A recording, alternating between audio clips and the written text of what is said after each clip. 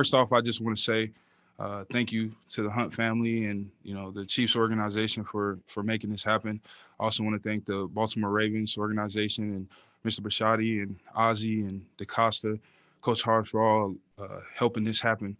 I'm so appreciative. I'm so thankful. I'm so blessed to have the opportunity to play left tackle in this league, which is a dream that I set for myself as a young kid, and to have the opportunity to play here for this organization is just so special, given the history of everything that's going on here, everything that they've done lately, Coach Reed and his history, Pat and everything that he's done and is going to do. It's so special, and I'm so blessed and thankful to be here and part of this organization. Let's go first to Herbie Teope with the Kansas City Star. Go ahead, Herbie.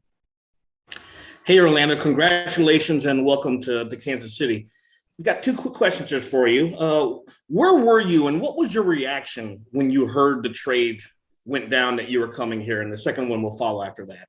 Yeah. So, man, it's crazy. I was in Norman, Oklahoma in the Everest in the indoor facility taking pass tests when my agent gave me a call. And, he was just like, are you ready to be a Chief? And honestly, I was a little bit overwhelmed. And it was a little hard for me to wrap my mind around, getting traded to a situation like this, which I think is the best in the league, going from what I came from. And, man, it was just, like I said, it was just so overwhelming emotionally. And I'm so happy. I'm so blessed to be here.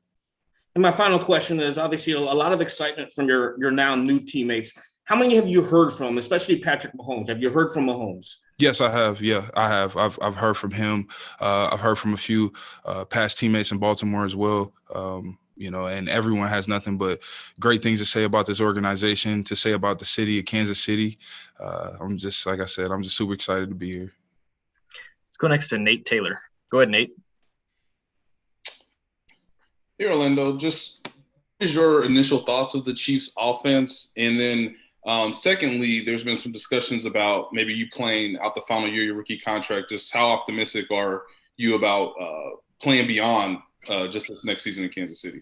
Yeah, I want to be here for a long time. I do. And, I'm going to make sure I take care of my part, and that's handling my business on the football field.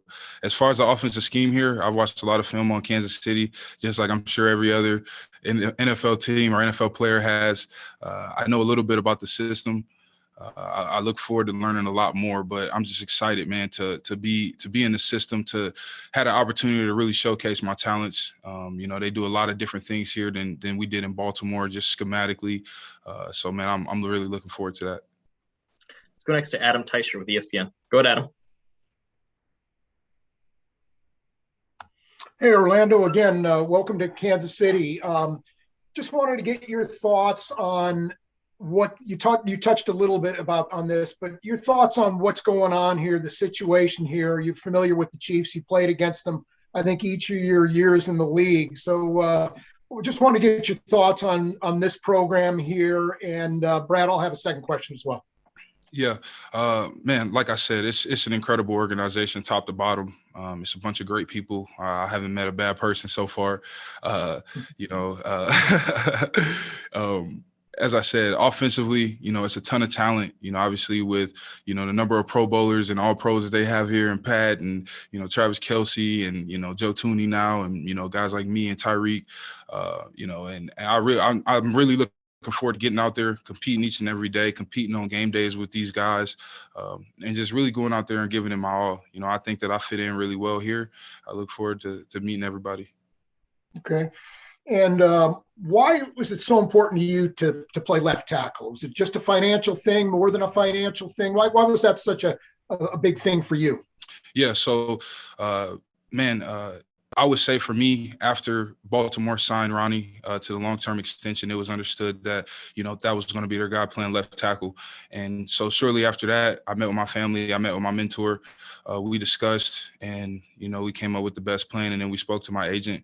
And, for the most part, man, Jamal Brown, my agent, Justin Schulman, a little bit, and Joe Panos, they took care of everything, and, they got me here, man. But, Jamal did a lot, for behind closed doors, making sure that, everything was set in stone and everything was put in place to make sure that this was able to happen. And, I want to thank him personally, for allowing this for helping this happen. And and helping construct a plan to happen. But this has nothing to do with finances. This is to do with the opportunity to play left tackle. I grew up, my father playing in this league for 13 years as a right tackle. He was a defensive tackle, converted right tackle.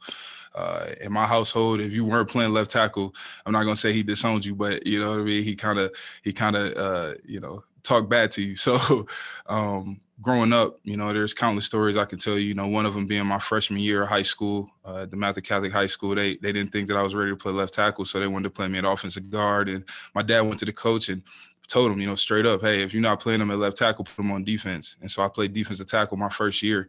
And, growing up as a child, when I committed to play this game, my dad didn't let me play. You know what I mean? I literally had to call him crying as a, 13, 12-year-old kid, begging him to let me play football. And something that he made me promise him was, that I was going to be a left tackle and I was going to play in this league for 10 plus years and be a Hall of Famer. And, something he always expressed to me and my siblings was be better than us. And to have the opportunity to live out my dream, to have the opportunity to play left tackle in this league, to play for this organization, is so special to me. And that's my reasoning. It's nothing to do with finances. It's the opportunity to live out my dream, my father's dream that he had for me, and to go out here and win as a left tackle. Let's go next to Pete Sweeney. Go ahead, Pete. Hey, Orlando, welcome to Kansas City. Brad, I just have a quick follow-up after this. Just first question. So as a Raven, I know that the Chiefs have been a struggle to overcome in recent years. Of all the teams in the NFL, how surprised were you that it was the Chiefs that you were getting traded to? Man, I was really surprised, man. I was really surprised. Gosh, I didn't see it coming. You know what I mean? If you would have asked me, when I requested my trade, where I would have been, I wouldn't even been able to tell you then, but I was very surprised to be here, and I'm just glad that they made the move. I definitely think I'm the guy that they want, the guy that they need.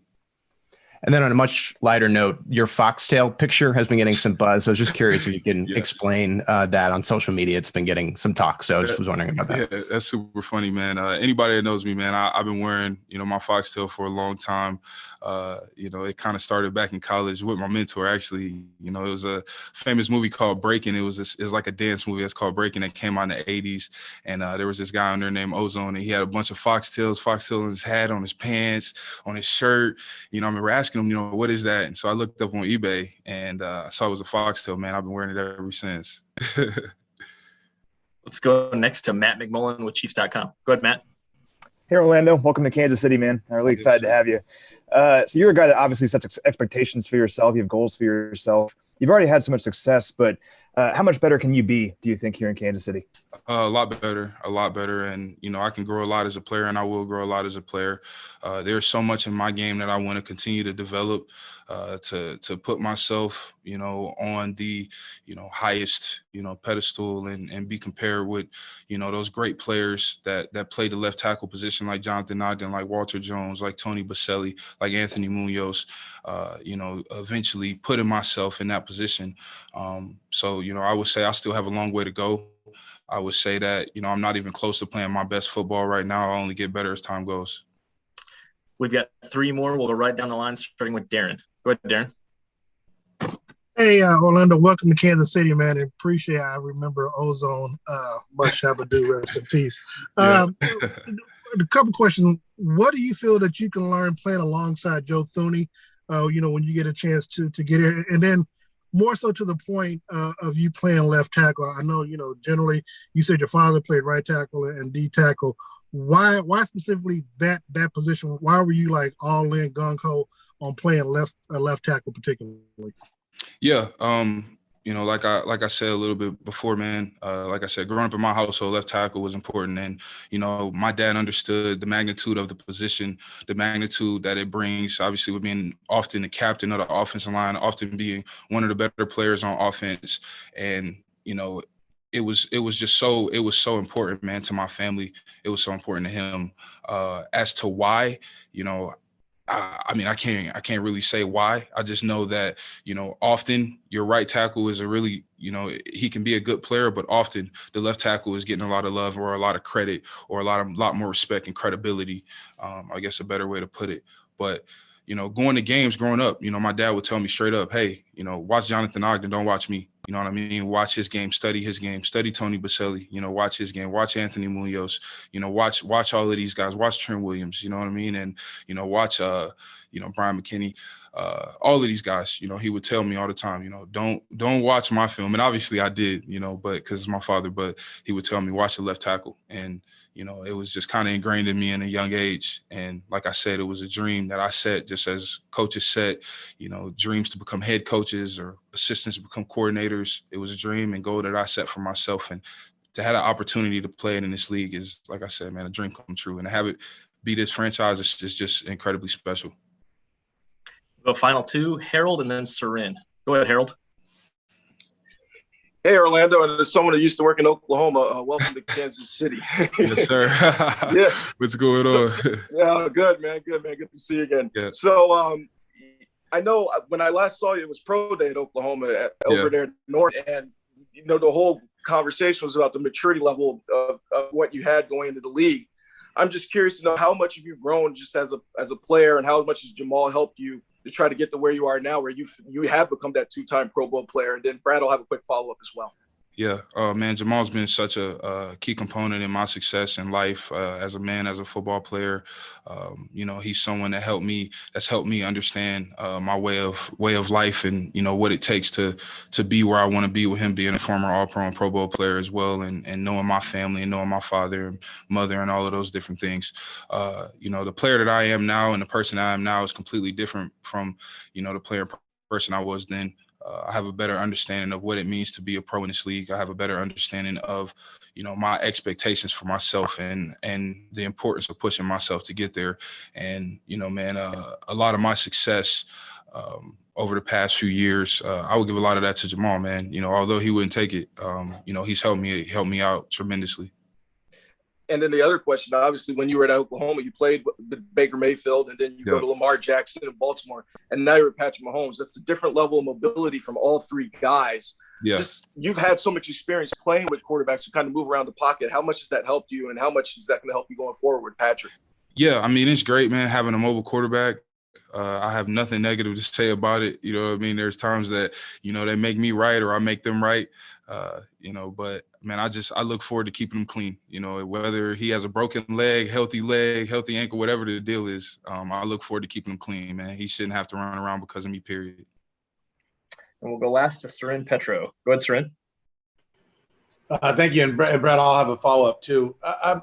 You've had very nice things to say, obviously, about the Chiefs, but also about the Baltimore Ravens. And I'm curious, how does that dynamic work? I think fans are kind of interested in, you had another year, right, where you're under team control. Like the Ravens could have said, hey, tough, play, right? Yeah. Like how does that organization work to where it sounds like it was a pretty amicable conversation, your people and the Ravens, and they understood what you want and wanted to look to accommodate it, where it seems like that could have been something that there's a lot of friction. How does that work there with that organization where you were able to do this and everybody seems to leave as friends? Yeah, well, I think it was just an understanding that, you know, this is a lot deeper than the surface. It's not about, like I said, finances. It's not about, oh my gosh, this guy's upset. You know, it was just the understanding that they knew my father. They knew me from a young child. And they knew, you know what I mean, the importance of things. And I remember having the opportunity to start that game against the Washington football team and at left tackle when Ronnie went down for a game. And that was so special to me because of the goals that I set as a young child, for one, being left tackle in this league, one, playing for the Baltimore Ravens at some point, you know what I mean? And to have that opportunity, like personally, that was such a special game for me. That was such a special game for my family. I remember how happy and proud my mom was for that moment. And, you know, I think at the end of the day, the organization, the Ravens, I'm just so thankful and so appreciative for everything that they did for me, for taking a chance on me after the combine, for taking, you know, everything that, you know, I dealt with and all of those things and allowing me to be myself and grow as a player. I'm just so appreciative for that organization as well. And you know, I had a great relationship with them. My family still has a great relationship with them. And, you know, I think a lot of it was just more of the understanding that, you know, this was deeper than the surface. You know, this was about, you know, living out my dream, living out my father's dream. And then you mentioned kind of the prestige and you know, maybe that's not the right word, but everything that comes with being the left tackle, you know, of what it is. that's a two-way street, right? Like, I mean, you have to live up to that as well. And now you take on that pressure of being that guy. And your story now is very much that you wanted out from one very successful franchise. You're very fortunate you land another successful franchise to be the left tackle. What kind of pressure do you feel to live up to being the left tackle and the left tackle for Patrick Mahomes?